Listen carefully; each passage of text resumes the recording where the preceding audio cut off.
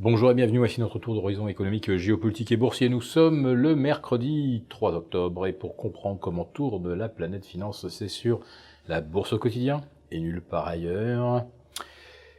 Et l'épisode du jour s'intitulera « Jean-Claude Juncker, victime d'une sciatique des déficits ».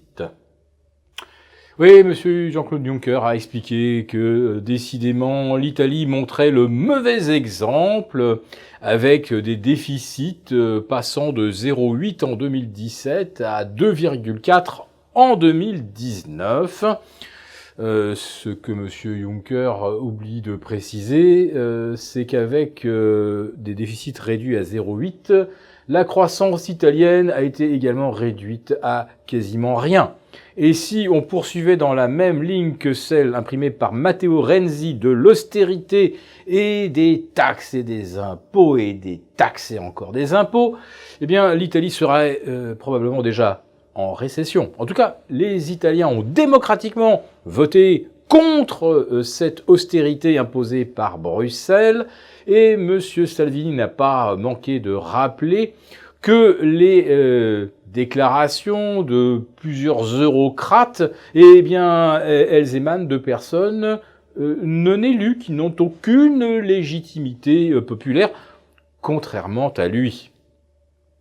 À propos de légitimité populaire, la droite au Canada a été également poussée par une forte vague qui apprécie les thèmes anti-immigrationnistes. Voilà de quoi faire plaisir à Donald Trump, qui a déjà annoncé qu'il soutiendrait tous les mouvements souverainistes sur la planète.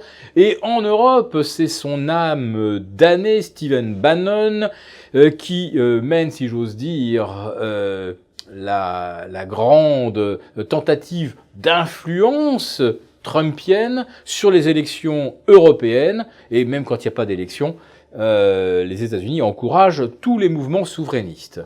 Tiens, Stephen Bannon en Europe, qui soutient Viktor Orban, Matteo Salvini, l'extrême droite néerlandaise, suédoise, AfD en Allemagne. Est-ce que ça s'appelle pas de l'influence ? Parce que en tout cas, là, c'est sûr, c'est pas un coup des Russes.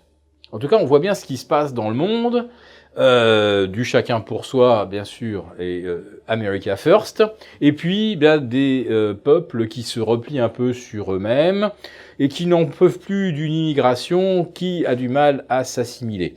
Je rappelle qu'en Allemagne, sur 1,5 million de migrants entrés en 2015, plus de 3/4 n'ont toujours pas d'emploi. Et pour ceux qui en ont un, ce sont souvent des emplois de très bas de gamme, très faiblement rémunérés. Il n'y aurait pour l'instant que 1000 migrants à avoir trouvé un CDI dans une entreprise cotée au sein du DAX. Et ça, monsieur Trump doit s'en réjouir, car c'est une ficelle sur laquelle il va pouvoir tirer pour créer la zizanie au sein des diverses démocraties européennes et entre démocraties européennes, chacun s'accusant d'être raciste, xénophobe, et les autres accusant les premiers d'être complètement naïfs, angéliques et complètement ouverts à une transformation en profondeur de notre société et pas dans le sens de la démocratie, ou en tout cas pas celle de la Déclaration des droits de l'homme. Je referme cette parenthèse pour dire qu'en tout cas, l'épicentre aujourd'hui des soucis présents et à venir, c'est clairement l'Italie. Une Italie qui, même si elle réduisait ses déficits jusqu'à 2% en 2020, ne retrouverait pas pour autant le chemin de la croissance. Parce qu'il ne faut pas non plus être naïf. Ce ne sont pas les 2,4% incluant un peu plus de pouvoir d'achat pour les Italiens qui va relancer la machine. La machine, elle est grippée par une masse de dettes colossale de 2300 milliards d'euros. Autrement dit, quelque chose qui doit tourner autour de 2600 milliards de dollars. Et si jamais la dette italienne est dégradée, même pas d'un cran, d'un demi-cran, si on évoque seulement une perspective négative, eh bien, ce sera la fuite éperdue. Alors, j'ai pour vous cette anecdote. Hier, BlackRock a réalisé une de ses plus grosses lignes d'achat sur les T-bonds américains. Les T-bonds américains, les Bunds allemands, c'est de la couverture, rien d'autre.